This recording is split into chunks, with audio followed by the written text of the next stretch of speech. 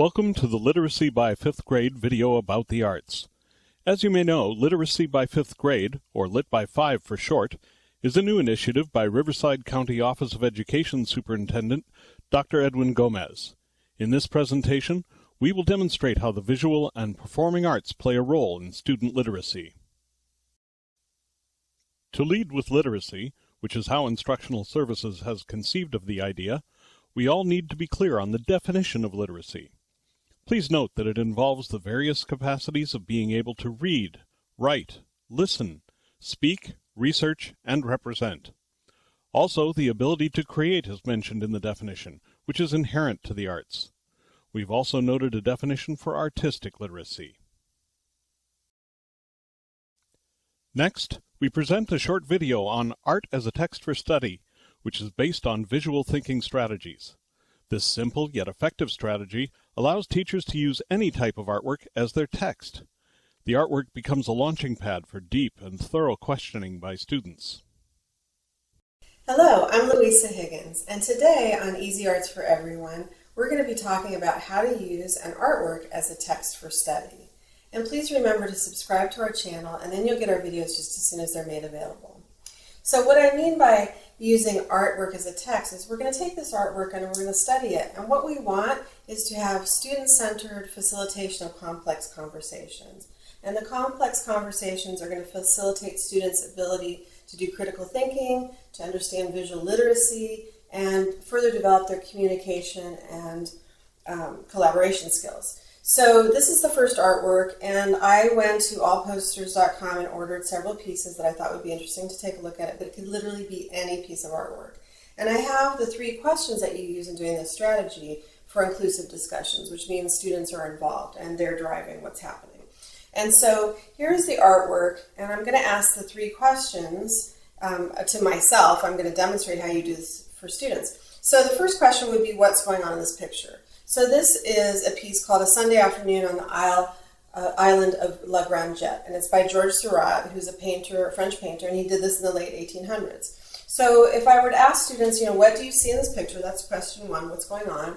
I might get things like, well, it looks like a day in the park, and it looks old-fashioned, like it happened a long time ago based on how they're dressed, because ladies don't typically have skirts with a bustle.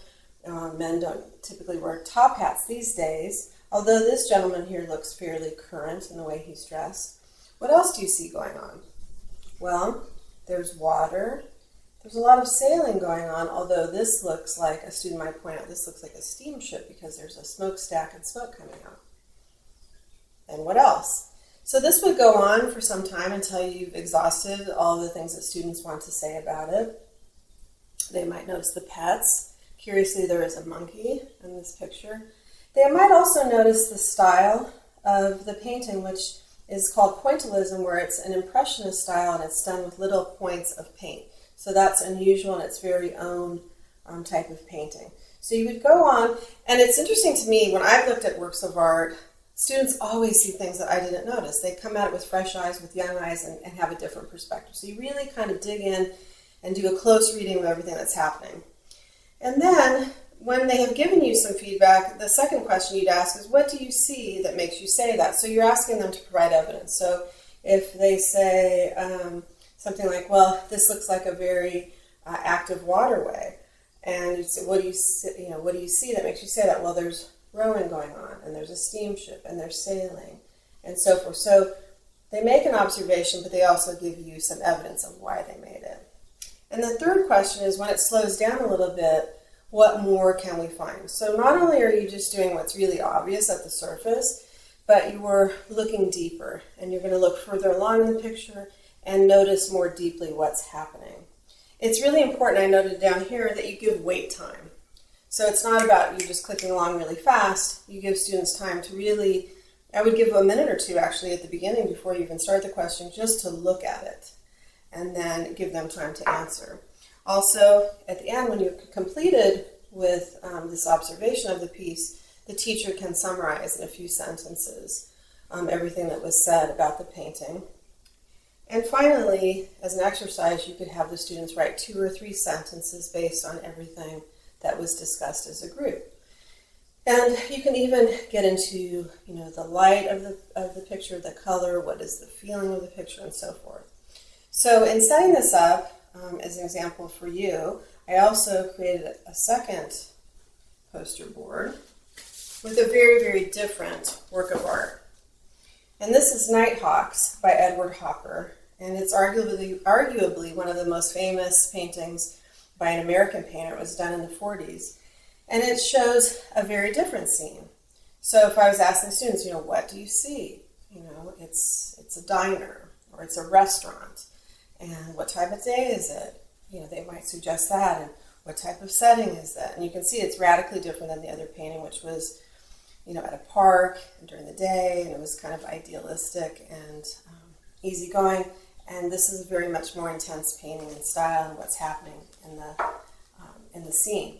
And so again, you would ask, first of all, what's going on in this picture? And students are going to have their different opinions, and there is no right or wrong answer. It is simply their observation, the opinions they're forming based on what they're seeing. And you want to remember to say, what do you see that makes you say that? So, like this gentleman is turned away from the camera, and so they might have an observation about him, and what do you see? Like, what is happening here? If they say those are coffee urns, well, what do you see that makes you say that? And then finally, to go a little bit more deep, what else, what more can we find? So they might start looking at the sign up here, or what's in the store window behind, and so on. So you remember, you give wait time. As a teacher, you summarize what the students had to say, and then you can have them write several sentences about the piece. And going further, how you can take this technique and use it in your classroom, how to extend, I should say, is the two pieces that I showed in this lesson. You could do a compare and contrast between the Sunday at the park and the Nighthawks, because there's a lot there to work with. You could have them write dialogue from characters in the scene. So you could have dialogue between this gentleman and the server that is helping them. So you can do that with any painting that involves people as part of it. And you could also explore the feeling of the piece. And this is very social and emotional, like how does this piece feel to you based on compared to the other one? And you can talk about the colors that were used, the expression on people's faces, what they're doing. How does that feel? I would remind you to please choose pieces that have cultural relevancy. Mix it up and use painters or artists from different countries and artwork from different countries to really explore that. And also, it's important to know that you can choose an image that goes with any topic of study. So if you had a particular book that you were reading, literature, you could find an image that went with that. You could have something that went with science, a concept, or math would be a little bit more challenging, but literally everything that there is out there, you can find a picture that goes with, and you can put it up. I've done this like on a foam core board, but you could do it on a slide in the classroom. And this certainly translates well to visual distance learning, because you can create slides and ask questions and have students generate that. So I also find it's really helpful for second language learners, because it really draws them out and gives them something to work with that's just not just a text. It's pulling from an image, and you can also do this with music. So thank you for joining us. I hope you'll give this a try. This is Easy Arts for Everyone. Have fun. Now that you've seen the strategy in action, you can imagine how you might incorporate the strategy into a weekly arts lesson. It would also work well with an integrated lesson, combining arts with another content area. Over time, you will become fluid in the questioning strategies, and students will become adept at reading, if you will, artworks. You can find this video, as well as a second one on art as a text for study, on the RCOE VAPA webpage under Easy Arts for Everyone. There you will also find a selection of other short instructional videos on the arts, ready for home or classroom use. Please feel free to reach out to us at the email address listed for further questions or feedback. Thank you, and remember, all content areas play a part in literacy. If you are interested in being notified of new instructional services videos as they are produced, please subscribe to the RCOE channel on YouTube. Also, please subscribe to Easy Arts for Everyone for automatic notification of new videos covering visual and performing arts. Thank you.